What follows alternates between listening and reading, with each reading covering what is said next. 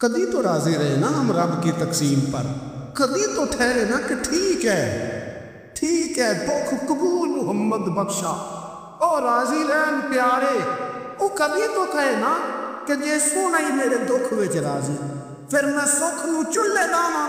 کبھی تو کہے نا اگر اس نے بیمار کیا تو قبول ہے مجھے بیماری، اگر اس نے غریبی دی ہے تو قبول ہے، اگر نہیں اس نے اولاد دی تو قبول ہے، کبھی تو راضی ہونا۔ تو میرے بھائی اتنا زیادہ جو لوگ کمزور پڑ جاتے ہیں، توکل سے نکل آتے ہیں اور پھر ذرا حالات خراب ہوئے نہیں، ذرا ساری زندگی میٹھا کھانے کو ملا، بڑے خوش تھے، بڑے اچھے تھے، لیکن اس میٹھے میں سے ایک بادام کڑوا نکل آیا، صرف ایک بادام، تو کیا آپ اس سارے میٹھے کو ہی غلط کہہ دیں گے؟ کوئی نکل ہی جاتا ہے، کبھی کچھ ایسا ہو بھی جاتا ہے، نہ چاہتے بھی ہو جاتا ہے، موڈ خراب کر لیں گے، آپ حد کر دیں گے۔ میں ایک دفعہ ایک ہوٹل میں تھا دوستوں کے ساتھ، کھانے کے لیے انہوں نے پیغام دیا، تو پلیٹ آ گئی کھانے والی، تو وہ تھوڑی صاف نہیں تھی، تو صاحب یہ تو جلال شروع کر دیا، وہ برس کو سیدھی کرتے رہے اور کہے ہو تو پتہ نہیں کوئی یہ پیسے کس بات کے لیتے، بلاؤ مینیجر کو، فلاؤ فلانے کو، حد نہیں کر دے۔ باقی سب مجھے سمجھا رہے تھے تو میں ہنس رہا تھا، وہ آگے بیچارے، تو میں نے ان سے کہا آپ جائیے، اللہ تعالیٰ خیر کرے گا، میرے کو راضی کر لیتے۔ بات مکمل نہیں تو مجھے کہنے لگے آپ جو ہنسے ہیں اس سے مجھے غصہ آیا، پھر نے کہا آپ کو غصہ ہی دلانے کے لیے میں ہنسا تھا۔ او خدا کے بندے، 4000 روپے کی تو نے روٹی کھانی ہے، اور جتنی گھر میں تیری بات مانی جاتی ہے وہ میرا خیال ہے ہمیں پتہ ہی ہے۔ یہ آپ جو جھوٹا انا کا بت بنا رہے ہیں نا، جھوٹا، یہ آپ کے اندر کی کمزوری کو ظاہر کر رہا ہے کہ آپ کمزور آدمی ہیں، آپ کو جھوٹا پریشر ڈال کے عزت بنانے کا شوق ہے، آپ باتوں کے سہارے جان بوجھ کے اپنا قد اونچا کر رہے ہیں، یہ قد آپ کا ہے نہیں، اس لیے کہ قد اونچا ہوتا تو یہ تو ہلکی سی پلیٹ کی بات ہے، اور آپ نے ایک آدمی کو جس طرح سے رسوا کر دیا، ابھی وہ جائے گا اس کی کلاس لگ جائے گی، ہو سکتا ہے اس کی تنخواہ کٹ جائے، ملکی نے بیچارے کو چھٹی ہو جائے۔ اگر آپ کا قد اونچا ہوتا تو پھر لنگور ہوتا، پھر آپ اسے کہتے کہ رب میری بڑی معاف کرتا ہے، میں بھی کئی لوگوں کی معاف کر دوں گا، لیکن یہ تو جھوٹی انا کے لوگوں نے ہمارے اندر وہ جو یقین کی کمزوری ہے، ہمارا خیال، دیکھو عزت اللہ دیتا ہے، وہ کہانیاں بنا کے لینی ہے، لوگوں کے سامنے اپنا جعلی روپ پیدا کر کے لینی ہے، کبھی بھی یہ کام نہ کریں، یہ انسان کو کمزور کرتا ہے۔ آپ کے جانے کے بعد پھر جو آپ پر تبصرے ہوتے ہیں وہ سننے قابل ہوتے ہیں کہ دیکھو یہ اس بندے کی حیثیت ہے، کیا کرنا چاہ رہا ہے جی۔ حضرت ابراہیم کی زندگی میں مضبوط توکل، اور یہ ضروری نہیں کہ آپ کے پیچھے ہزاروں لوگ ہی ہو، سینکڑوں لوگ ہی ہو تو تبھی کام بنتا ہے، ہر کام کو جمہوریت کے رنگ میں نہ تو لے۔ عزیز بھائی، حضرت ابراہیم کو آگ میں ڈالا جا رہا تھا، ایک بندہ بھی نہیں تھا، خدا را غور کرنا، او ایک بھی نہیں تھا جو کہتا کہ خلیل کو آگ میں نہ ڈالو، لیکن جب منجنیق تیار ہو گئی، حضرت ابراہیم کو رکھ لیا۔ کبھی تو بندے کا حوصلہ ٹوٹتا ہے نا، کبھی تو وہ کمزور پڑتا ہے، لیکن یہ نہیں پڑتے یہ خلیل اللہ ہے۔ جب آپ کو انشراح صدر ہو جائے، آگ میں ڈالا جا رہا ہے، جا رہے ہیں، حضرت جبریل امین حاضر ہو کے کہتے ہیں چل رو، کوئی حکم کر دے، فرمانے لگے حکم تو ہے، اور جبریل تیرے لیے کوئی نہیں، خدا را مسلمانوں اس پر کبھی غور کرو۔ ساری زندگی کہا رب راضی ہو جائے، رب راضی ہو جائے، کبھی خود بھی تو رب سے راضی ہو کے دیکھو نا۔ رضی اللہ عنہم ورضوا عنہ، اللہ نے مومن کی شان یہ بیان کی ہے کہ اس سے اللہ راضی ہوتا ہے اور وہ اپنے اللہ سے راضی ہوتا ہے۔ صحابہ سے اللہ راضی تھا اور صحابہ بھی اپنے اللہ سے، حضرت سفیان ثوری دعا مانگ رہے تھے، یا اللہ راضی ہو جائے، یا اللہ راضی ہو جائے، یا اللہ راضی ہو جائے، تو حضرت رابعہ بصریہ پردے کے پیچھے تھی، انہیں جلال آ گیا، کہنے لگی سفیان بس کر۔ آپ کہنے لگے رابعہ تجھے کیا ہوا، تو کو غصہ کر رہی ہے؟ کہنے لگے اپنے رکھ ہاتھ سینے پر اور بتا تو اپنے رب سے راضی ہے؟ تو روز کہتا ہے فلاں شے چاہیے فلاں، پہلے تو راضی ہو نا۔ فرمانے لگی تو ہی آج تک راضی نہیں، پہلے تو کہہ مالک تو نے جس حال میں رکھا ہے میں راضی ہوں، تو راضی ہو، وہ تو کریم ہی بڑا ہے، تیرے دو آنسوؤں سے بھی راضی ہو جائے گا، تو ہی نہیں راضی ہو رہا۔ آپ ذرا اس کا ذائقہ لیں۔ حضرت جبریل امین علیہ السلام نے کہا کوئی حکم، فرمایا تیرے لیے کوئی حکم نہیں، تو حضرت جبریل عرض کرتے ہیں، حضرت جبریل عرض کرتے ہیں پھر اے خلیل آپ رب سے ہی عرض کر لے، دعا کر لے، وہ تو کریم ہے بھی، بارش برسائے گا یا گری، کوئی انتظام فرما کرے دعا۔ تو پلٹ کے دیکھا حضرت خلیل نے، ان کو منجنیق میں رکھا گیا ہے، آگ میں ڈالے جا رہے ہیں، اللہ سے دعا کر لے۔ تو پلٹ کے دیکھا سامنے آگ ہے، آسمان سے باتیں کر رہی ہے۔ حضرت ابراہیم پلٹ کے کہنے لگے جبریل تو بتا، رب کو پتہ نہیں اس کا خلیل کس حال میں ہے، اسے پتہ ہے کہ نہیں؟ تو حضرت جبریل ہر پیغمبر کی بارگاہ میں حاضر ہونے والے عرض کرنے لگے ہاں اسے تو پتہ ہے۔ کہنے لگے جا پھر، اگر رب کی رضا یہ ہے نا کہ خلیل آگ میں جائے تو خلیل پورا تیار ہے جانے کے لیے، ہماری تیاری ہے، پوری تیاری، جس حال میں وہ چاہتا ہے ہم اس حال میں رہنے کو تیار ہیں، اور دکھ قبول نے محمد بخشا، بس دعا کرو راضی رہن پیارے۔ اگر وہ اس حال میں راضی رکھنا چاہتا ہے تو شکوہ کس بات، شکایت کس بات، ٹھیک ہے۔ اگر وہ چاہتا ہے کہ ہم آگ میں جائے تو کر لیا نا ہم نے تیاری ہے ہماری، تیار ہے جانے کو، ختم ہو گئی بات۔ میرے عزیز کبھی رب چاہی زندگی جی کے دیکھو، جو رب چاہی زندگی جیتے ہیں پھر رب کہتا ہے میں انہیں دوست بنایا کرتا ہوں، پھر انہیں میں دوست بناتا ہوں، پھر ان کے تذکرے قائم رہتے۔ حضرت ابراہیم علیہ السلام نے ہمیں توکل کا، اللہ کی رضا پہ راضی رہنے کا سبق دیا۔ نبی پاک صلی اللہ تعالیٰ علیہ وسلم نے فرمایا، اور امام ابو نعیم نے اس کو لکھا ہے کہ اللہ تعالیٰ نے حضرت ابراہیم کو وحی فرمائی تھی کہ اے میرے خلیل آپ نے حسن اخلاق کا مظاہرہ کرنا ہے چاہے آپ کے سامنے کوئی بھی ہو، اور فرمایا رب کریم نے کہ اگر لوگ حسن اخلاق کا مظاہرہ کریں گے تو اے خلیل میں انہیں ابرار کے زمرے میں، نیکوں کے زمرے میں داخل کر لوں گا، اور فرمایا بے شک حسن اخلاق والوں کے بارے میں میں نے یہ حکم جاری کر دیا ہے کہ جو لوگ دنیا میں اچھے اخلاق کا مظاہرہ کریں گے اے میرے خلیل قیامت کے دن میں انہیں اپنے عرش کا سایہ عطا کروں گا۔ حضور فرماتے رب نے حکم دیا حضرت ابراہیم کا کہ سامنے کوئی بھی ہو آپ کا اخلاقی رویہ کبھی بھی کمزور نہیں ہونا چاہیے۔ ہم نہ بندہ دیکھ کے اخلاق کا مظاہرہ کرتے، میں کسی آفیسر کے پاس چلا جاتا ہوں، ایک دیندار آدمی سمجھ کے اس نے میری عزت کی، اچھی بات ہے، کسی کو ضعیف سمجھ کے اس نے عزت کر لی، اچھی بات ہے، اس کے گھر کا کو بڑا آ گیا اس نے عزت کی، اچھی بات ہے، لیکن دو چار جاننے والوں کے ساتھ اس نے اخلاق کا مظاہرہ کیا۔ لیکن اگر ایک غریب آدمی آ گیا اس کے سامنے اور اس نے کہا کہ آپ اس وقت ہی آ گیا، چھٹی کا ٹائم ہو گیا ہے، کھڑا کیے رکھا، بات ہی نہیں سنی، تو اب یہ بندہ با اخلاق نہیں، یہ تعلق نبھا رہا ہے، اخلاق کا مظاہرہ نہیں کہا۔ وہ مجھے کیوں با اخلاق لگا، آپ میں سے کچھ لوگوں کو کیوں لگا کہ ہمارا تعلق تھا۔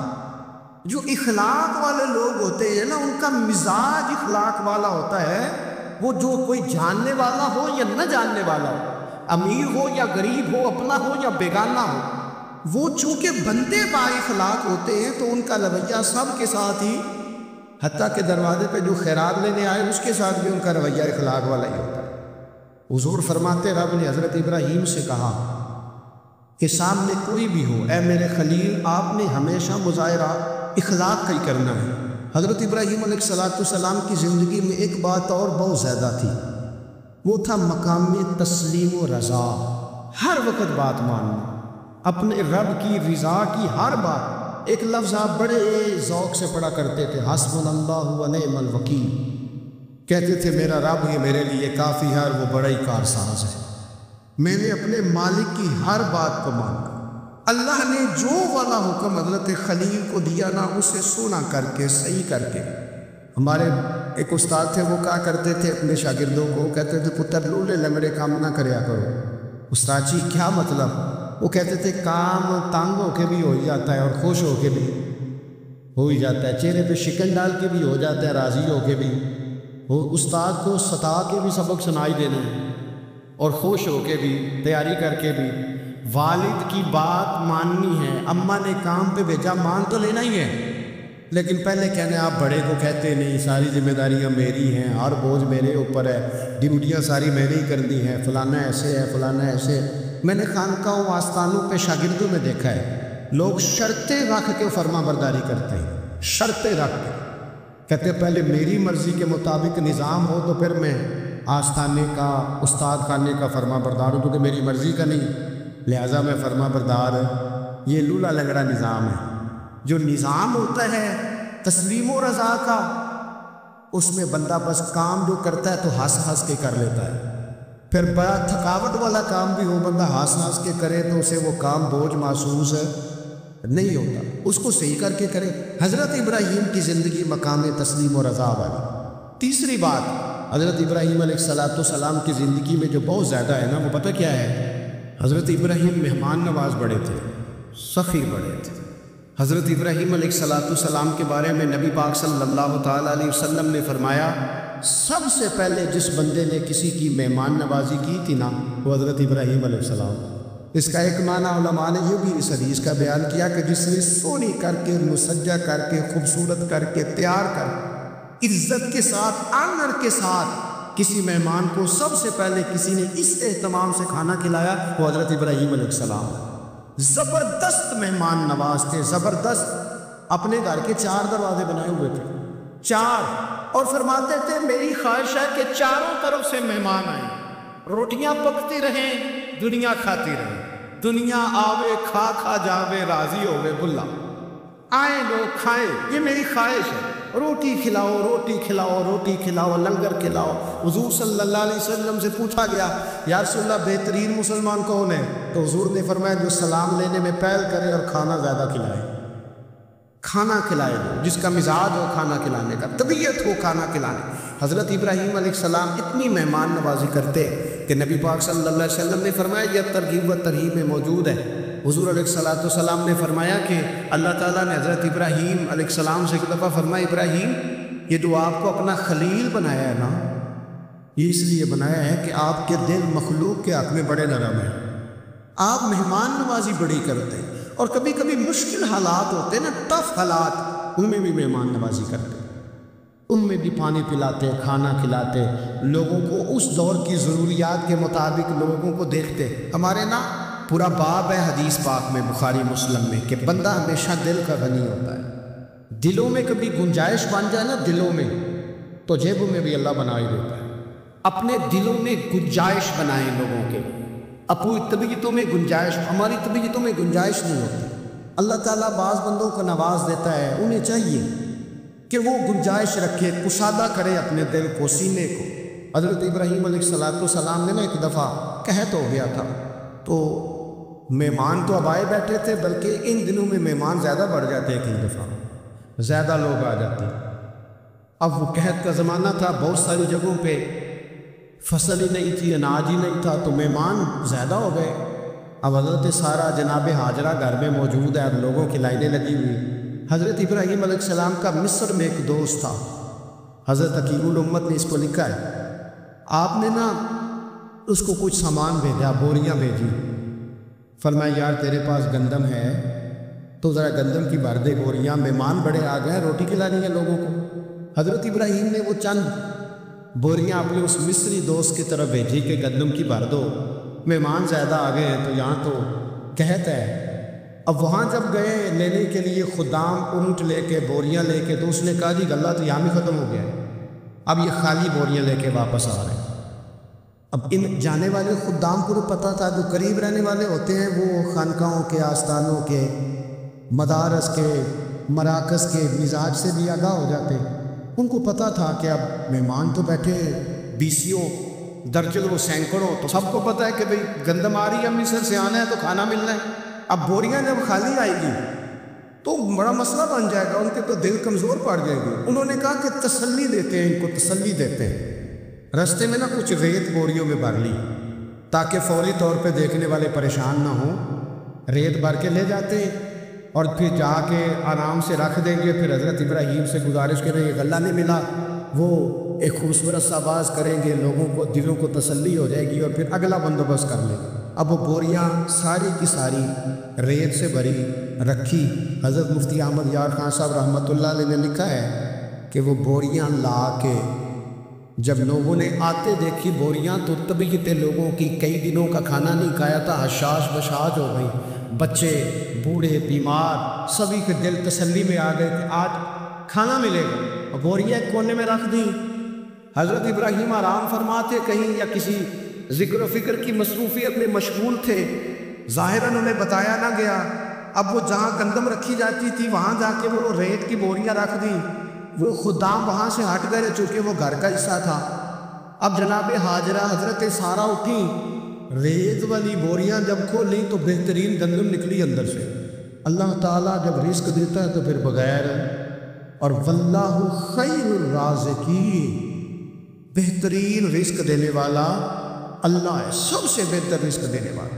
وہ کھولا ان کو، بہترین گندم نکلی، انہوں نے فوراً کنیزیں لی تھیں، ان کو بلایا، گندم پیس لی گئی، اسی وقت کھانا پکنے لگا۔ حضرت ابراہیم تشریف لائے، کھانا چل رہا ہے، لوگ لنگر کھا رہے ہیں۔ اب وہ خدام بھی پریشان تھے کہ بھی ہم تو لائے تھے ریت، یہ گندم کیسے آ گئی؟ حضرت سارہ اور جناب ہاجرہ قریب آئی تو خواتین بعض اوقات گھر والوں کو گائیڈ کرتی ہے کہ یہ والی سبزی بڑی اچھی تھی، یہ والے چاول بڑے اچھے ہیں، یہ جو گندم آپ لائیں یہ بڑی اچھی ہے۔ تو وہ تھوڑی سی گندم ہاتھ میں پکڑی جناب ہاجرہ نے، جناب سارہ نے، حضرت ابراہیم کے سامنے کر کے کہا یہ جو آپ کا مصری یار ہے نا، یہ جو مصری یار نے گندم بھیجی ہے نا، مصری یار نے، کیا بات ہے، خوشبو بھی اعلیٰ ہے، پکانے میں بھی اچھی ہے، تیرے لقمے روٹی کے چکے ہیں، ذائقہ بھی کمال ہے، یہ جو آپ کا مصری یار ہے۔ حضرت ابراہیم کہنے لگے چپ کر جا، یہ مصری یار نے نہیں بھیجے، یہ میرے عرشی یار نے بھیجے ہوئے ہیں۔ واتخذ اللہ ابراہیم خلیلا، وہ جس نے کہا نا ہم نے ابراہیم کو گہرا دوست بنا لیا ہے، یہ اس نے بھیجی ہے۔ اس کو پتہ تھا کہ جناب خلیل نے کوئی ذات کے لیے نہیں منگائی، اسی کی مخلوق کے لیے منگائی ہے، تو یہ عرشی یار نے بھیجی ہے، عرشی یار نے۔ اور فرمایا جب عرشی یار بھیجے تو پھر کسی قسم کی کوئی کمزوری باقی رہتی نہیں ہے۔ اپنی زندگی حضرت ابراہیم نے ساری مقام تسلیم و رضا میں گزاری۔ میری آپ حضرات سے گزارش ہے، میں کئی جمعوں سے کہہ رہا ہوں، اس لیے کہہ رہا ہوں کہ میرے پاس لوگ آتے ہیں دعاؤں کے لیے، کہہ دیتے ہیں اچھا آدمی جان کے، لوگ بڑے پریشان ہیں، غریبی، کمزوری، مہنگائی، اس کے علاوہ بھی کچھ آزمائش رہتی ہے لوگوں پر۔ ہر آدمی ہی محنت کرتا ہے لیکن ضروری نہیں سب کی محنت بارآور بھی ہو۔ اللہ تعالیٰ نے بعض لوگوں کو بعض کا ذریعہ بنایا ہوتا ہے، دلوں کو کبھی تنگ نہ کرے، طبیعتوں میں کبھی تنگی پیدا نہ کرے۔ اور سب سے ضروری بات جو اس ساری گفتگو کے بعد آپ سے عرض کر دی ہے، دنیا داروں سے امیدیں نہ لگائیں، غریبوں سے، کمزوروں سے۔ عرض کروں گا کہ امیدیں ذریعہ دنیا دار بنیں گے لیکن وہ بھی جب رب چاہے گا۔ اپنی امیدیں اپنے رب کریم سے وابستہ کریں، اس لیے کہ رب جب بندوبست کرتا ہے تو پھر بغیر حساب کتاب ہی کرتا ہے، وہ سب سے بہترین اہتمام کرتا ہے۔ اپنی ساری آرزوؤں کا، ساری امیدوں کا، ساری خواہشات کا مسکن اپنے مالک کی ذات گرامی کو بنائیں۔